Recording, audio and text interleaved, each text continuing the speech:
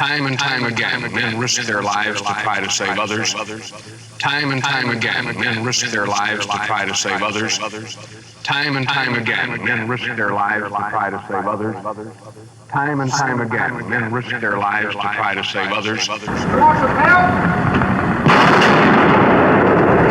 One of those who is out of breath now after running out onto the mall rescuing those who've been shot is Brian Ellison of Austin, who has been in Vietnam and has been back for 2 years.